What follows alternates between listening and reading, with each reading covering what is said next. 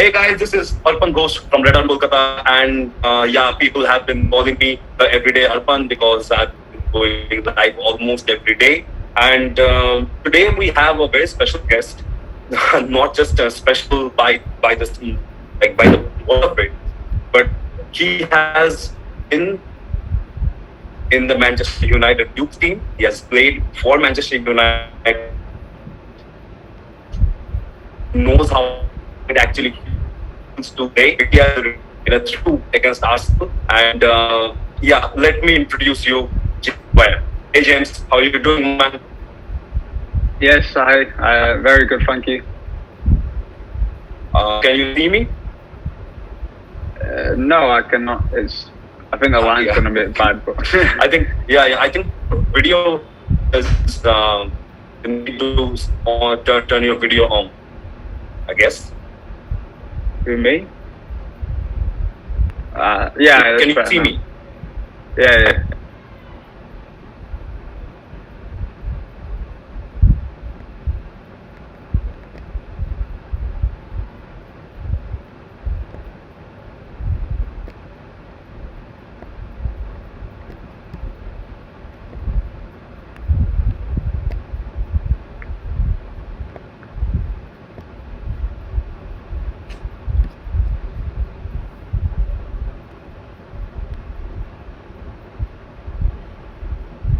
Yeah, can you hear me?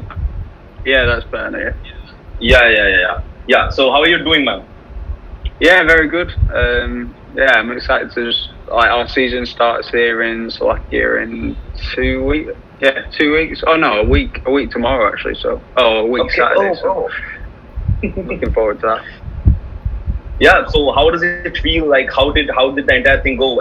You're in Slovakia right now, and far away from your country. How does this entire thing feel? And stuck inside home. How is the situation in the town you are in?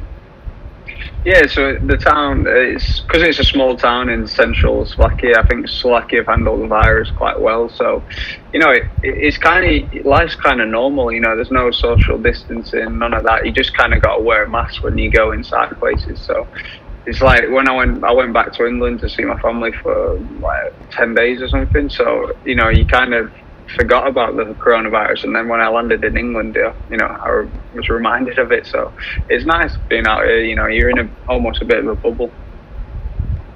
Absolutely, and with the football coming back, we were in India. The situation is not that good. A lot of the people have been, tested positive, and we were actually waiting for football to come back. And when it actually started back, we were so happy. How do you feel to see the entire footballing thing coming back again? How does it feel? Yeah, I mean, training alone during lockdown in England was, mentally it's so hard. Anyone can tell you, training alone is just difficult. Like whereas compared to training with a team, it's you got the camaraderie. It's a lot easier. So even to watch it, because I'm still a fan of football. I like to watch it. So even it coming back to watch, I think it just give everyone a lift. Wherever you are in the world, definitely in England. Absolutely. Everyone loves the football. Yes, thank you again. Thank you for joining us. Now I would like to ask you about some of the things that some of the Manchester United stuff.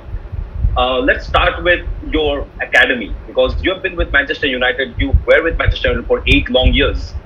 How was the experience, and how did you guys train, and how did it actually go? Yeah, I mean, I don't think you could get a better academy, to be fair. It's up there, one of the best in the world, especially in England. You could argue maybe Barcelona and stuff like that, but it's dream country when the phone call came from them that they wanted to sign me. So I was really obviously buzzing with that, and then the facilities, everything. But it's more than that. It's more like when you get to like the youth team, the reserves, you get to see the family side of it. The people who wash your kit, the dinner ladies. It's still got that family connection, or it did when I was there. So it was quality, and I think it helped me definitely grow as a footballer and also as a person. Yes, that it helps. And how difficult was training? Because at the Carrington, you get to train with so many important players who would go on to become just like you, become professionals. How is the training facility, and how difficult is it to survive in that Yeah. competitive environment? Yeah, definitely. I think when you get to 16, a lot of people drop out because, they probably get introduced to like parties and there's other distractions as, 16 to 18-year-old lads from England. So I think, that's when there's a lot of dropping out. But if you've got the talent and the mindset, the hard work, then, you get past that point and then, yeah, you become a professional, which is what we all wanted. So, I had to move to Manchester when I was young, 13 or 14, and we were training, 6 days a week, or 5 days a week in a game. But, it's pretty intense for a, 14-year-old lad. So, but, everyone enjoyed it and you had the good teammates around you. But as you say, the competition was fierce, so there was no let up. And when you got called by Louis van Gaal to play in the first team against Arsenal, I think that was your debut game. And how did it feel? How did it feel to get that call up? Yeah, I mean, it was crazy. I've been on the bench for a couple of times. Well, I think I've been 7 or 8 maybe, but I never felt like I was going to get. I never felt like I was going to get on home much, and he used to tell you if you were going on, to go warm up. So, against Arsenal, he said, go warm up. So I was, butterflies in the stomach, very excited. And then, when they called me down from the touchline, and that was the game he fell over, didn't he, impersonating Alexis Sanchez. So it was a bit of a crazy game. Rashford's first Premier League goals, he scored a brace. So I think it was a good game to come on in, but for me, personally, it was just a dream come true. Mum and dad in the crowd, just what you dream as a kid. So I was ecstatic. So were you a Manchester United fan at home? Like, what did your family say when they got to know that you're going to join Manchester United as a young lad? How did they react to that? Yeah, I mean, I was probably more Preston, just because I was from Preston. But as soon as I joined Man United, my parents, they wanted the club to do well, as did I. You always want them to do well, so they always followed it and stuff. But yeah, they knew going from Preston to Man United was the big step, and it was very important for me. And everyone knows how big a club it is. It's probably the biggest club in the world, So they were really happy for me. Obviously, my mum was upset when I had to leave home at a young age, but that's the sacrifices you got to make. So yeah, absolutely. And that is the kind of environment you want to become a footballer in. Carrington, seeing Nicky Butt, Warren Joyce.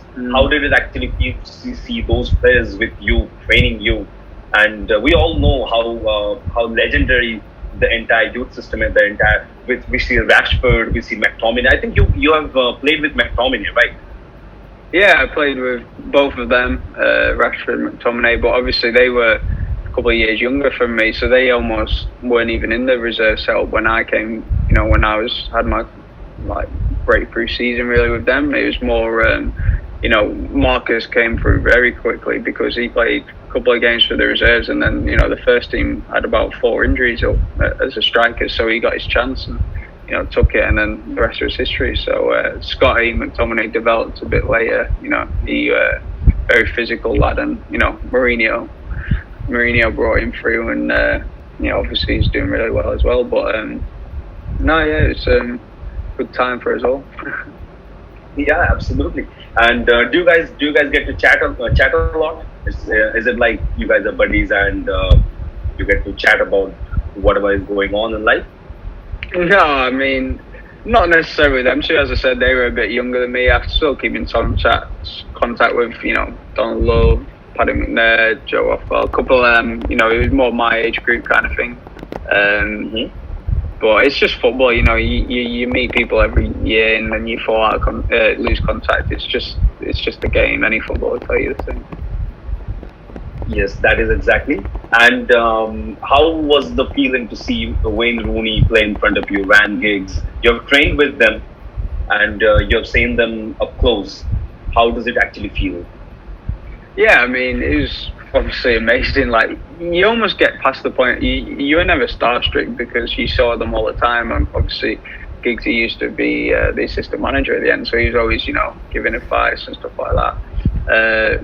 I remember Rooney trained with us one day, and I think he was playing in a game with us. I think he was coming back from injury, and it was the day before, and he was playing up front in training. I think I was just behind him, and it was one of the best training sessions I've ever had. I think I scored a load. He scored a load. He was loving it. So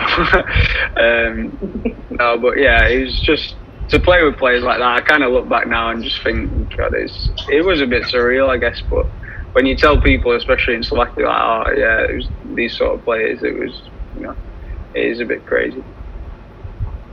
Yes, and your present club in Foroni, I think, in Slovakia. So, how is this? How is the team and how is the environment? Are you enjoying your games, and how is it actually going? Yeah, it's really good. Obviously, Hull just had a few injuries. Things didn't go my way. Bolton just, things just didn't turn out right. So we were looking for alternative options, and then this came along, a bit of a European option, maybe suit my style of play a bit, get better with the ball, ball on the ground, a bit more technical. So I'm actually really enjoying my football and my life, to be honest. Like, the team here are really good. Use people from all parts of the world, so it's nice. We go for coffees, play basketball, go to the gym together. It's real good team ethic. So I'm really enjoying it, and hopefully we can do well this season. We survived relegation a couple of weeks ago, and then we're straight back to it. But I think we've got a good team now. So probably a few more players to add, and then we should be set for the season. Yes, that sounds great, and I really hope that you make it to the bigger stage, because I was watching your game against Chelsea, and you look very solid on the ball. Who has been your inspiration, like, while growing up? Was there somebody you looked up to, a player or a legend? Yeah, I mean, for me, probably the hair as well. Paul Scholes was, one of the best. I remember training with him once when he obviously trained with him a few times, but he came back and did a bit of coaching for us as under 19s, and he joined in a session, and he was unbelievable. So I like watching a few of his old clips when he first broke through, like breaking from midfield, and obviously everyone knows how good he was on the ball and even off it. He put his foot in every now and then. But a lot of legends have spoke highly of him, so he was definitely someone I aspired to be like. And then to train with him and learn from him up close was perfect for me. And on the training ground, who was the most inspirational and the most difficult to deal with? If you're playing, when you were on the training pitch and you see some lad coming at you, and you'd be like, okay, no, this guy is something else. So did you have this feeling against anybody? I mean, a weird one was Fellaini, because you just couldn't, I'm not that tall. You just couldn't deal with him. Like under Van Gaal, we used to, De Gea used to just drop it into his chest, and you just couldn't really do it. Like, he just, put his arm out and get you away. So in that sort of one, I remember one of Martial's first sessions, and he was different class then. He was strong, fast, good with the ball. So I suppose they spring to mind. And Sir Alex, did you get a chance to talk to him, understand, or get a chance to get his hair dry treatment or something like that? Not the hair dryer. I was only I think I signed my first professional contract with him. So yeah, definitely I met him, and I think he thought highly of me as a player. To be honest, I've heard a few good comments from him. So yeah, it was a shame. I was probably a bit too young at the time. I think I signed my contract when I was 17. So just getting around there, and obviously he left. He retired. So it was a shame, but still. First contract under Sir Alex is a nice memento. Yes, that is one of the best moments one can have as a footballing professional. Many people wished that they could have that, and you got that. Where you guys, yeah, man, that is I think, to me, I was speaking to some other guys, Alan Tonge, Sir Alan Tonge, last week, and he mentioned that he was one of the first signings from the academy by under Sir Alex. And he said that speaking to him is amazing. He's such an inspirational, such a strong leader, and he knows that what it means to win. And absolutely, I believe that you would have a similar feeling. Yeah, I think you got to take that winning mentality with you, wherever you go. It's part and parcel of being a Manchester United, youth team player, and then, going on for you professionally. You've got that Man United stamp on you, and it's, you should be a winner, really. So that's what I always try to be. Obviously, it's an 11-man sport. It doesn't always work out like that, but I definitely, Sir Alex was, literally the perfect winner. He won everything, and, he was great manager, one of the best in the world. Yeah, I agree to that. And where you guys taught the United way. See, we've been hearing a lot as fans. We hear a lot this United way, the United way, and training at Carrington. Were you guys associated with this term very often? Like when you guys were training, did you guys get to hear this term a lot? The United way. What does it mean? See, if you ask me, I do not exactly know what exactly is to play the United way. Can you please clarify that? Yeah, I mean, I think I know what you mean. It's probably hard to sum it up, but it's almost just knowing, like, in the youth scene, we used to go and watch, like, history videos of United, like, the Busby Babes, and it's just almost knowing all the culture, like, all the history of the club, and then the playing style is, like, young British lads, also, attacking football. We used to do patterns of play, like just passing, getting the wingers on the ball, fast wingers, tricky wingers like Giggs, Ronaldo, George Best, whoever. And I suppose that is part of it. I know what you mean. It's probably hard to sum it up, but it's just young English people playing attacking football, and also really good people. Like they always say you'd go to war with them. You'd go to war with each one of your teammates, and if you wouldn't go to war with them, then they're not the best teammate. So one of our friends is asking, Wayne Rooney. So he really looks like, if you look at his Twitter account, he tweets really funny stuff. On the training ground or in the dressing room, is he like a fierce kind of a leader, or is he a really chilled out, funny guy? And yeah, I mean, I wasn't probably first hand to this, but I definitely know he was a bit of a joker. He was always trying to like play pranks, whatever. But yeah, he was a funny guy, very chilled, very laid back. And then he was more, a match player. When the game came on, he, switched on. But yeah, I think he was very, very chilled, very funny guy. And if I ask you one player whom you would remember seeing play for your entire life, or somebody you want to replicate when you are on the field, who would that be?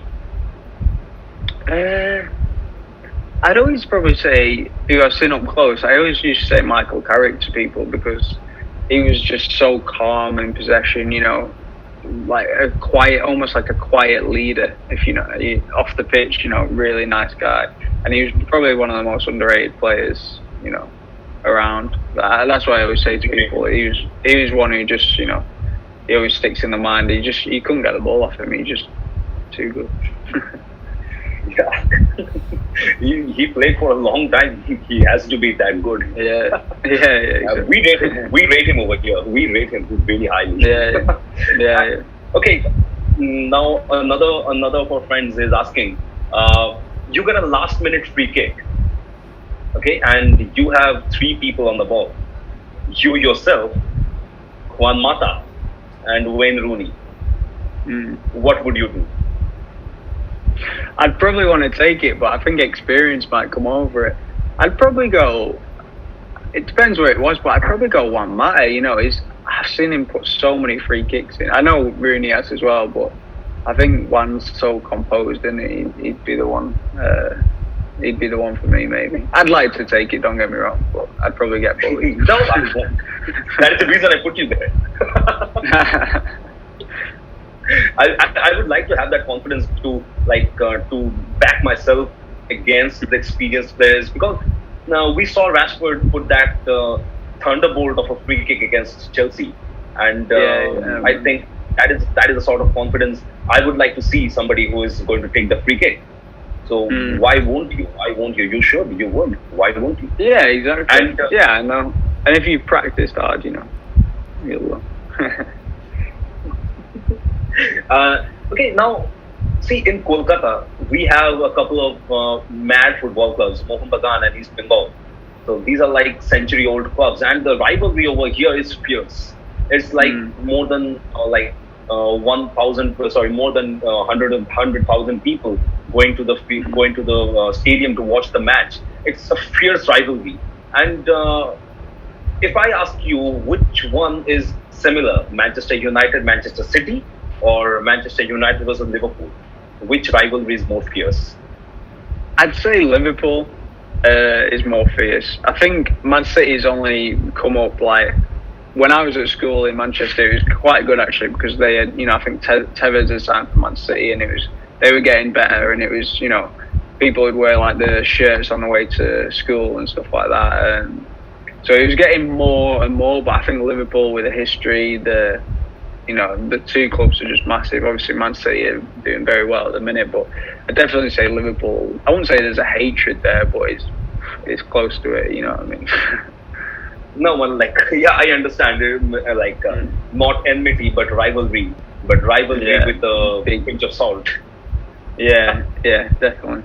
Maybe a bit of cayenne pepper. Yeah. And now that you see the players, now that Man City is doing so well with the young lads, they're getting like really good support, and the young players are coming up really well. Do you think, what is your take on that? Like, coming out from a Manchester United training complex, how does it feel to see so many people going to Man City to train? Does it have anything? Does it affect you personally? Does it make you feel like Man United is better? Is something like that? Yeah, I mean, I think I'd always think United's better, just because I think we're more humble. Me personally, I think like they try and keep your feet on the ground. You see people come out of especially Chelsea, Man City, in a couple of years. They've earned a bit of money, but they're they're not really. They don't turn out to be, the next Marcus Rashford, let's say. But to be fair to Man City, I think they've got like a decent structure over there. I think, they know what they're doing.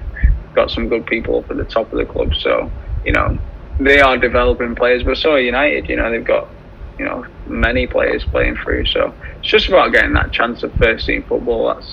That's the most important thing. Yeah, if you see,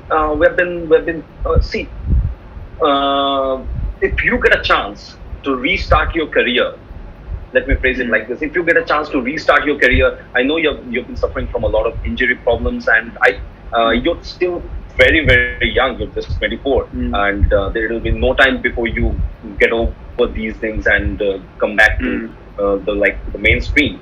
And if you get a chance to restart your career, where would you be? What would be your place? What would I change? I mean, I'd stay at United. That would be my academy. The only change I maybe is Barcelona, but I don't know if they're going to look at scouting in Preston.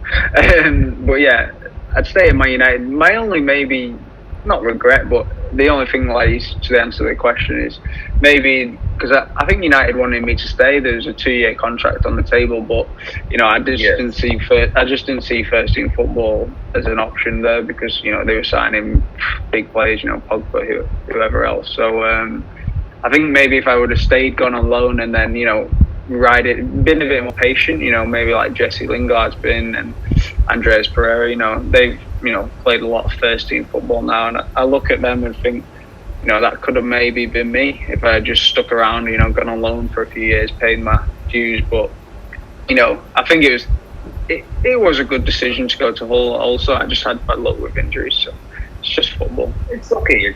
These things happen, man. I would actually, if you ask me, I would prefer to see you go back to Man United and join the first team again. With that, Man United, that would be nice.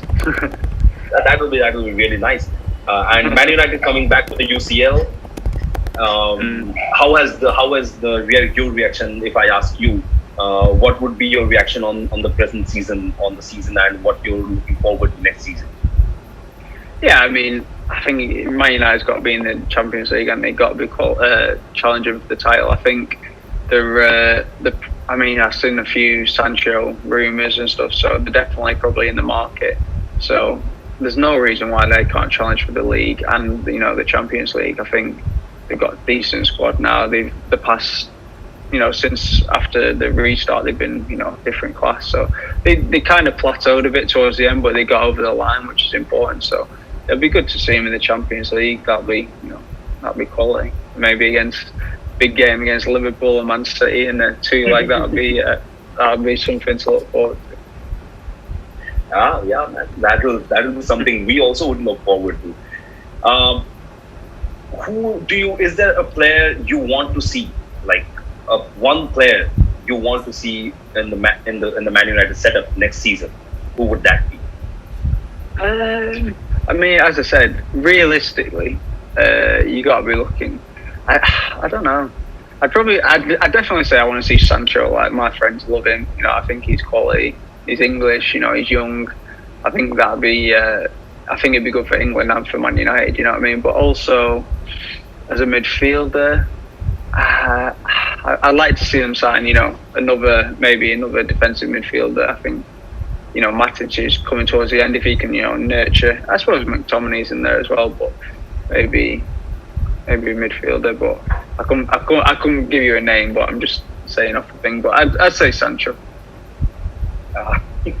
Sancho is somebody we would love to have even. What is your take on the rise of Mason Greenwood? That lad has been fierce. Yeah, 17 goals in the season. Yeah, he's been incredible. Like he's not even played that much. Obviously, he's played towards the end and he scored so many goals. He's just lethal with both feet. So, he was obviously a lot younger than me, so I've not really played or heard of him really until he came through. So, he's doing really well, and he looks like one for the next 10, 15 years. Okay, I'm into that. Okay, James, I think we are coming to the end of the session. I would like to hear from you something for the fans here at Calcutta, because we have a huge Manchester United fan base over here, and we love Manchester United. Is there a message for us, the fans, for this COVID situation? How we can, just a word from you. Yeah, I mean, I think obviously you just got to be patient. Maybe watch a few old football games and just remind you.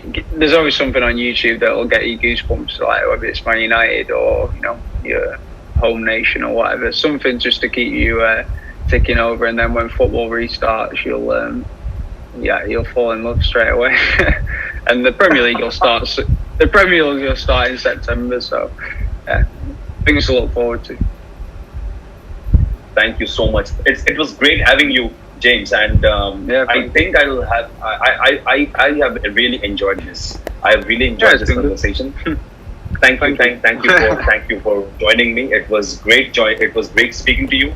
All the best to your future career, and all the best to you. I hope that you get to meet your fiance and your dogs really soon. I love the dogs you have. Yeah, no. I was just, thank you. Yeah, I just tell them that I love them, and all the best to you from me and from Red Army Kolkata. It was great having you. All the best. Take care. Thank you. Cheers. Goodbye. Cheers, man. Goodbye.